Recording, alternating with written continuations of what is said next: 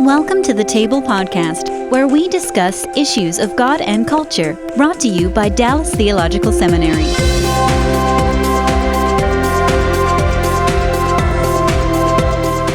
And sometimes people are doing things that are very useful because they may not be as valued by everybody else. Right. That there isn't a perception that what you're doing is valuable when in fact, it very much, I love to tell the story of, think about what it takes for you to sit down to a bowl of cereal in the morning.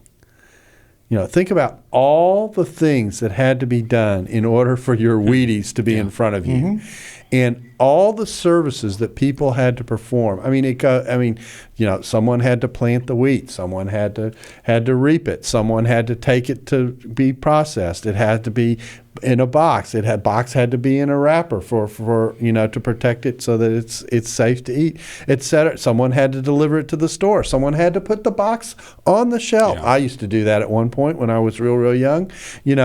And someone had to finance all those transactions. Exactly right. Correct. And you just think about, we don't think about how much of a web of community our world actually is to make it function. And you pull out some of those roles. In fact, all it takes is someone going on strike in a given sector of our society. Everything shuts down. And you immediately realize, I was reading in the paper today on the way over, they're in the midst of a train strike in Germany, in which, and of course I lived in Germany, so this is why I paid attention to it, in which they have upped the ante because they're not only not shipping freight now, they're not hauling people. Mm-hmm. Okay, you don't haul people in Germany on trains, okay, the whole thing breaks down. That's like shutting down the airlines. Exactly here, right. I mean, what a mess. I'm just contemplating what a mess that is for people, because most of the people commute, and they commute on trains. And so think about all the jobs that are associated. So, when we think about giftedness, and this is probably something we haven't mentioned that's worth mentioning, you think about giftedness, but you also think about service, how you manage the world and how you make the world a better place by what you do. And there literally are all kinds of jobs that we would consider mundane, average, however you want to describe it, that really, if those jobs weren't happening, our lives would be much worse off corporately as a society. Well, and you have to be able to connect the dots, help people connect the dots. So I'm hearing your warrior. Yeah. Mm-hmm. I talk about this in my classes, that churches have very few boxes. Mm-hmm. We'll work with the kids, count the money, park the cars, and I always tell people, we say teaching, but if you only have 12 classrooms, guess how many teachers you have? You have 12. Yeah. I'm a warrior. I don't fit in one of the four boxes. Correct. So, what do I do? Yeah, all right, we tell people, well, that's great you do these other things, but we also need you to fit in one of these four boxes. Being able to help people connect the dots and say, here's my giftings. I talk about giftings, values, and passions, and here's where they connect.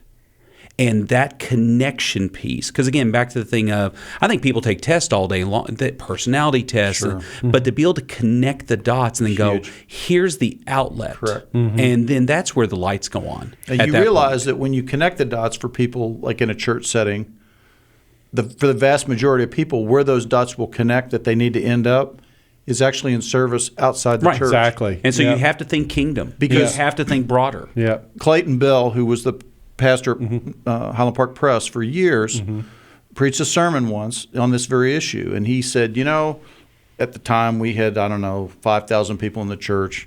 He said, if we count up all the jobs we have here, volunteer work, whether it's ushers or singing in the choir or Sunday school teachers or assistants of the Sunday school teachers or the juice carriers for the assistants of the Sunday school teachers, if we added up all those jobs, there's only at most a few hundred of those jobs, which means for the vast majority of you, there's not anything to do here within the four walls of the church. Mm-hmm.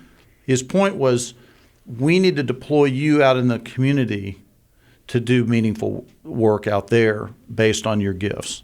And I think this is the church's great opportunity, is to unleash the gifts of the people of God for the benefit of the community. Mm-hmm. Yeah, I couldn't agree more. I mean, and the churches that do this and that lift it up are really, really interesting. I hear all the time. Tim Keller's church is at Redeemer is well known for, at the beginning of the school year, praying for the teachers. Yeah. Right. At a different time, praying for the bankers, praying for the lawyers, praying for the doctors, affirming what a person is doing most of their time. The way I like to state it is, God has us in our jobs 5 days a week, 8 hours a day, on average. That's far longer than than most people are ever going to be in church. So what is it God has them doing most of the time, and who are they rubbing shoulders with, and how is that not a part of how isn't that not church? I mean, that's part of the mission and the commission of the church. So how do we as church leaders on the one hand, and how do we as people who are exhorting people who aren't full-time Christian work, help them face what God has them doing most of their lives? Well, I would even say one of the things is, who's on stage? What are the stories that are being portrayed on stage on a Sunday? Exactly. I hear the missionaries. I hear these things. I want to hear the story of, here's a banker, and here's how his Christian worldview is affecting ethical decisions that he's making. I think we need to have more of those stories, more of those role models up there. I think that's a key thing as well. And then being able to, again, I think it's in what we preach. I think it's in what we teach. I think it's in what we model with ministry. I think the other thing too, I know this is a sticky subject, is that we get people so busy inside the four walls of the church that they don't have time to go and do these other things. That's right. And so to be able to free up maybe that church schedule a little bit, say, I want you involved in the local community to do those things. So I think to give them some role models, I think we do need to be teaching some of those things. And then, as I said, I think there's just some logistics of being able to free up the schedule so people can go and Darrell, you had a pastor from DTS who spoke at the Table Conference last Tom Nelson. Tom Nelson. Yeah. And this is exactly the model that he's building his church around. Yeah, out of Kansas City, and I'm sure we're going to have him on. In fact, I've already scheduled him to have him in chapel next spring, and to talk about how this shift revolutionized how he does ministry when he realized that his goal in ministering to people wasn't to turn them into Bible students. If I could say it that way, to have them have wonderful Bible knowledge that operates within the church, and so they're interacting and able to survive well in Bible studies and that kind of thing. No, his goal was to equip people for life and give them, the way I like to say it is, give them a theology that shows itself in life. Theology is designed to help us live life effectively, to have us live life the way we're designed to live it in whatever station or port that God puts us in. And so when we teach and preach with that in mind, that means that the illustrations aren't just about what happens in church or not just what happens in the mission field.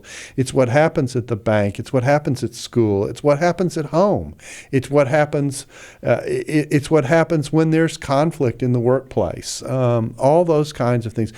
What happens when you face a difficult ethical choice that your work is putting upon you, the judgments that you make, how you have that conversation with that colleague who may or may not be a believer who's come to you for help. All kinds of things. And Tom said it's just changed the way he did his ministry. He said one of the things that changed his pastorate, this is an interesting story, is he started to visit people in their workplaces. Oh, yeah. That's huge. To see what their life was like on a day-to-day basis, to get to know what it is that they're facing, to have him have his person who's sitting in the pew walk him through his plant and say, this is what I'm dealing with. And it just communicates so much value to that person. Exactly right. And so you look at that and you go, man, that's faith and work working together. Yeah. I mean, that's bringing together, that's connecting the dots, to use the phrase. Well, and earlier, Darrell, you mentioned the connection between the Great Commission and the creation mandate is often lost. This whole issue of calling and giftedness is actually a tremendous opportunity for outreach.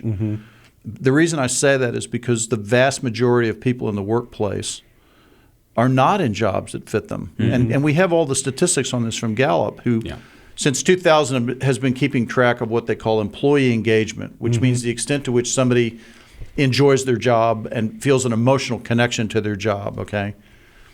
The most recent statistics for 2012 were that 30% of people feel engaged in their work. But that means 70% don't feel engaged. 52% are what they call unengaged, which means, yeah, they go to work, but it's just a job. Their heart's not in it. They're earning money to do something else. Yeah. Right. Yeah. But then 18% are what they call actively disengaged, which means they're mad about it. They hate their job. And they actually undermine and sabotage the work that the engaged workers are doing. Now, if that's the case, that means that a lot of people who are already in churches and are already believers are probably in jobs that don't fit them. But it means that a lot of their friends and neighbors and coworkers are in that same boat. It's never dawned on them that there's actually some truth from Scripture that speaks into you as a person, why you're here, what you should be doing for work and with your life. And we have this tremendous opportunity to speak into a known and felt need on behalf of people. Because if you're in a bad job fit, like you're hating life, and you may not even know that that's the source of your stress. That's the source of your conflict when you come home, because you bring this distaste about your job into your family. It poisons your relationship. You're giving your kids a negative view of work as they watch you, slug through every day. I mean, this is a tremendous opportunity for the church. It's interesting because this is the one question I had about the book when I read it that I thought that I'd love to get your feedback on, and that is, there are a lot of people who aren't in jobs that don't fit them, or they're in the job that they selected, and for the cultural pressures that we mentioned at the start or whatever, they're in a place that isn't a fit. And there really are two scenarios that I think you have to deal with for someone who's in. The first is, if you have an opportunity to find something that fits, then go there. That's wonderful. If you can figure out what that is and then land there, that's wonderful. But the scenario I had in the back of my head when I was reading, what's coming, is the person who's in a job, it doesn't fit him, but it's hard to know if he has another place he or she can go. That's where they are. A lot of people, particularly as they get later on in life, because of the way medical plans work, et cetera, they don't feel the freedom to be able to pick up and head somewhere else. They've got to make do with where God has them. What do you do in that kind of a circumstance where I'm here, I'm not gifted to do this, but this is where God has me right now? Yeah, the question that you're asking is one I get asked a lot, and I've had to think about this for years. And it is giftedness a luxury? Like, it's great for those of us who, have education, live in upper middle class America, and we have options. But what if you're a rice farmer in North Korea? What if you're working the trains in Germany right now, and that's the only job you could find? Well, I say giftedness is not a luxury; it's a reality. In other words, I understand the problems of trying to deploy and employ your giftedness. That doesn't change the fact that it simply is what it is. God has made people the way He's made them. And we ignore giftedness to our peril. And so finding the best fit does not mean the best fit conceivable. It means finding the best fit achievable under the context you're in. Now, I know that you're writing a book called Life, Liberty, and Loving Your Neighbor. Yeah. And I have recently been reflecting on the phrase life, liberty, and the pursuit of happiness from the Declaration of Independence. The word happiness there, if you really get into it and study it, what those guys were talking about was this whole idea of people being able to do what they felt was right for them to do. In other words, to pursue the path that was best for them. It's really what we would call pursuing their giftedness. And of course, hand in glove with that right, which is called unalienable from the Creator, is the right for freedom. And so wherever you have found freedom for people to pursue that which God's put in them in this world, you find cultures flourishing. And so I'm all for, let's give people as many options as possible, and let's not put laws and structures and certain kinds of governments in place that impede people from living out that gifting. There's a group that does micro lending all over the world that I have been involved with recently. And what you discover is that the giftedness is all there. Like, it's all there, even though these people live in terribly impoverished circumstances. All they need is an opportunity to unleash that. And so this group comes along, and for a $100 loan, this guy buys a bike, and next thing you know, he's able to take bananas into the village and sell them, and he's making some money.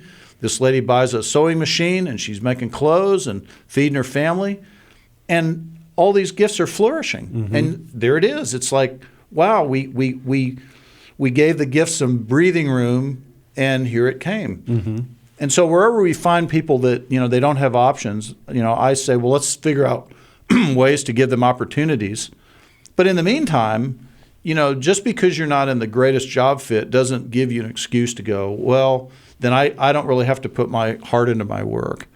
I think there are two questions, and that is are you suited for what you're doing, which is one way to do it. But the other question is, how am I in the midst of doing what I'm doing? There's the whole we all know the people who we've met who have very mundane jobs, but they've worked hard because of their personality or whatever to make that job seem special. The thing that pops in my mind immediately are some of the stewards that you meet on Southwest Airlines, who've managed to be very creative about some very simple things. Most of us probably have seen the variety of YouTube things that have circulated around about the guy who gives or the gal who gives the announcement about fastening your seatbelt on a plane, about as mundane a thing as you can do. It happens all the time. I fly enough that I think I could do it backwards if I had to. I understand that if that oxygen thing ever drops down, I'm supposed to do it first, then worry about my kids.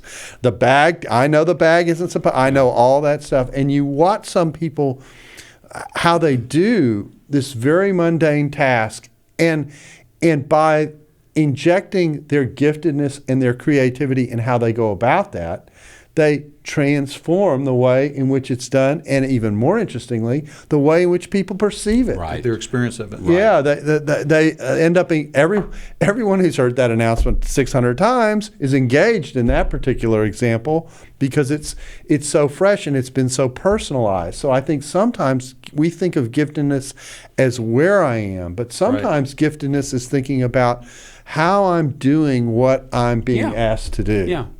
Two things I'd go in that vein as well. I'm thinking one aspect is, I think sometimes we get too wrapped up in paid employment too. Right. I mean, so we go to the same church. Yeah. The individual at our church that runs our divorce care ministry, he sells furniture by the day. Yeah.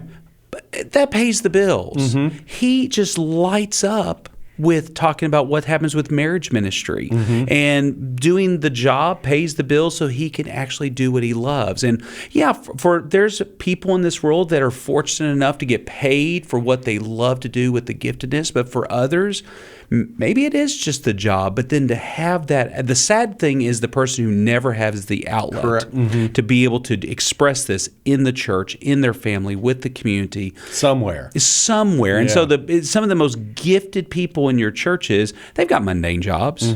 And there's people in my church, I don't even know what they do for a living, but I know what they do at the church, and they just shine. And you find out later, oh, this guy sells furniture, this guy does this or that. The other thing I would say is, no job is perfect. No, not at all. And because of the fall, every one of our jobs have those limitations. We just got out of a committee meeting sitting there for an hour. My favorite committee. There's things I love about what we do, but there's other things that it doesn't matter what job you have. There's some mundaneness that you have to do no matter what the job is. My dad always used to say, every job has its bedpans. Yeah, well, he had a way of expressing himself. But it's true. You never find the perfect job, the perfect fit this side of heaven. And that's okay, because that builds your character. What I try to help people avoid is where there's such a mismatch between who they fundamentally are, what's being expected, that they're giving all this energy out, but they're getting none back.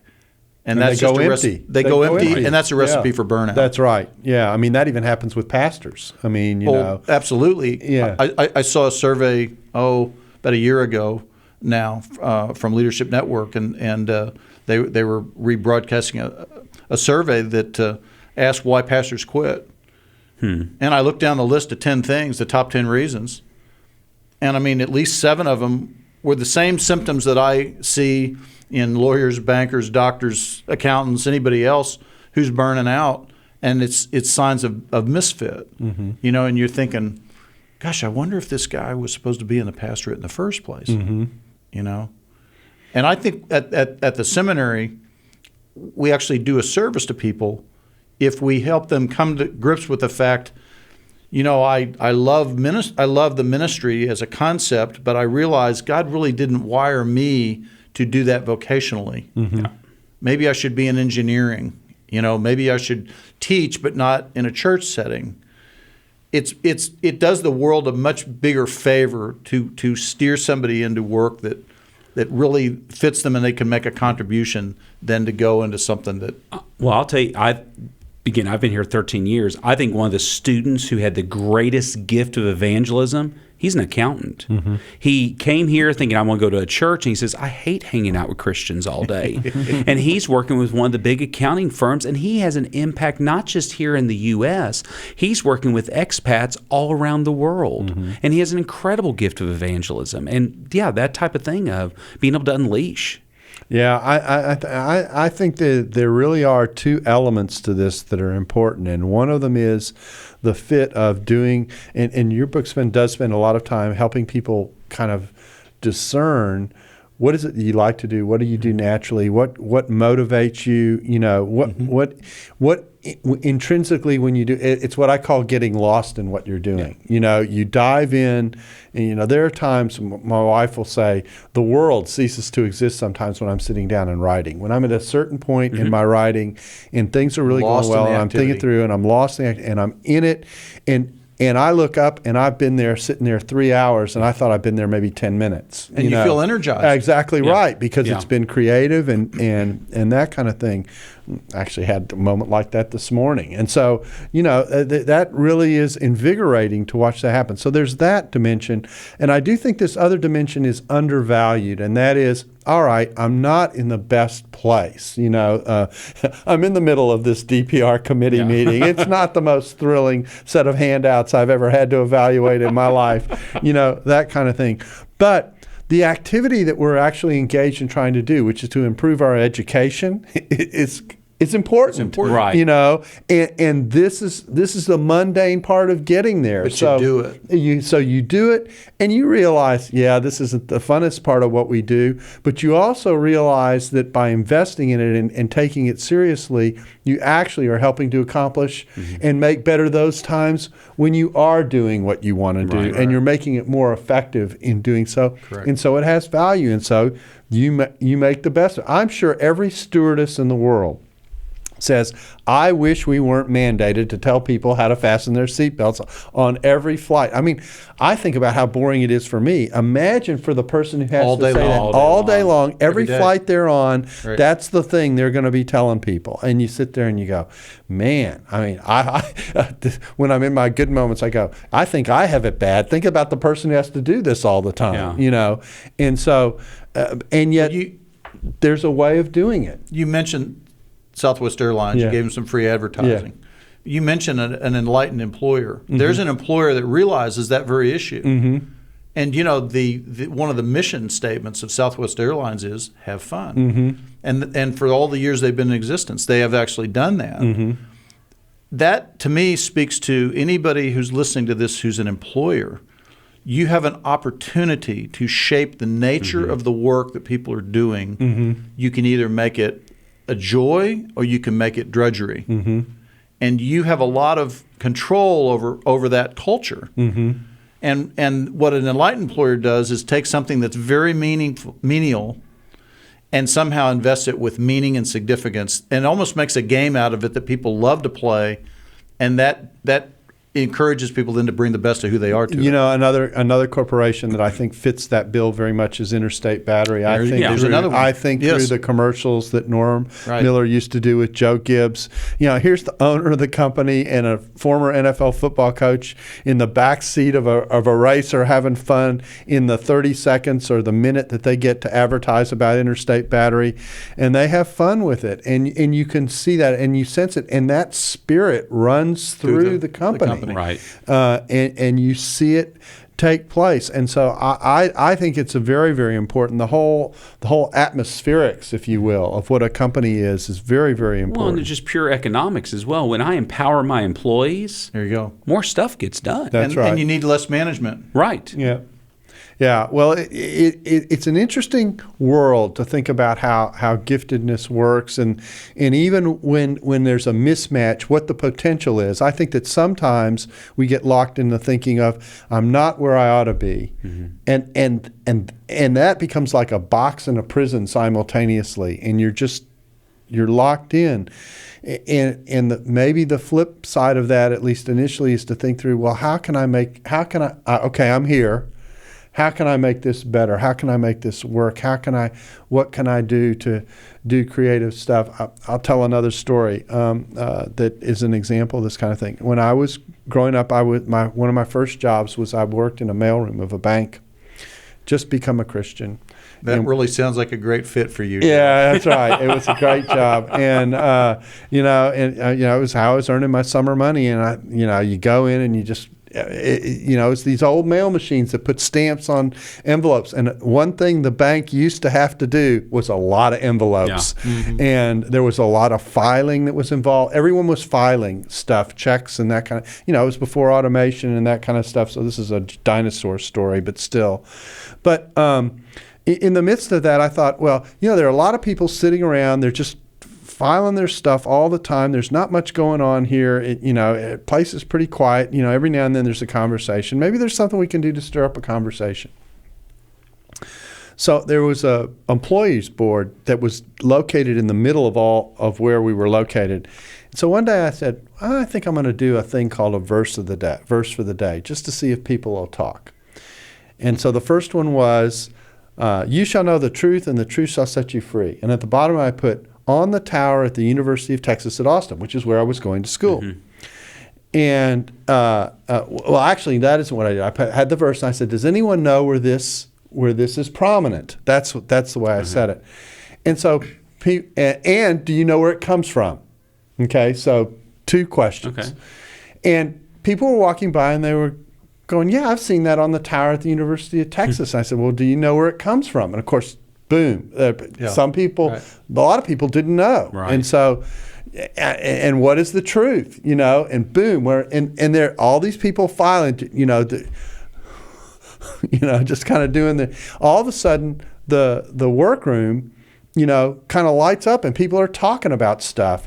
And I kept doing it, and then one day I decided I'm just going to skip. I'm not going to put up the verse of the day, see what happens. Okay? That was a bad move. Yeah. So, where's the verse of the day? They got to see it. Because what I used to do, I used to put up a lot of Proverbs, because Proverbs inevitably invoked a lot of conversation for reflection and that kind of. It changed the dynamic of the room. That's so neat. It totally changed the dynamic of the room, and you're sitting here going, and it made job fun. And what's even more interesting is, you got to know the people you were working with through those conversations. I mean, a job that was about checks and stamps on envelopes, and who gets to lick the stamp today? All of a sudden there was interaction happening, and it changed the way things were. Yeah. Humanness. Well, exactly. The relationships are huge. Yeah. My wife works at a counseling office, and she enjoys the work. She loves the relationships that she has with the other ladies that she works with. Mm-hmm. That's what Dallas Seminary, we do great things. I love the relationships that are here. We work with great people. And so it's the relationships that, even in the midst of using my giftedness, back to that context of community, in the midst of using my giftedness with other people, that's where the ministry is. Yeah. So I think that giftedness is a challenge. Helping people find their gifts is a challenge. It's an important aspect, and we've barely even scratched the surface of how you get there. So we've had fun doing other things. I guess you'll have to have me back. That's all right. We'll have to have you back and do more detail. But I do think that the important question to work with, because so many people do feel like they're mismatched or not happy where they are, is wrestling with the question, okay, that's where I am, but does each day become a dirge, or is there a different way to think about how I go about what I'm doing in such a way that maybe my personality and my giftedness can express itself and create a different kind of interaction and dynamic with what I'm doing in my life. Absolutely. And that has terrific potential to change what otherwise would be the very same thing. Right. Well, I thank you guys for coming in and being a part of this and Thanks for for having us. interacting Love to with do us on it. It's a first go around on this. This is a good topic, and we'll be coming back to it. And we just thank you for being a part, and we thank you for being a part of the table, and hope that you'll be with us again soon. Thanks for listening to the Table Podcast. For more podcasts like this one, visit dts.edu/thetable. Dallas Theological Seminary. Teach truth, love well.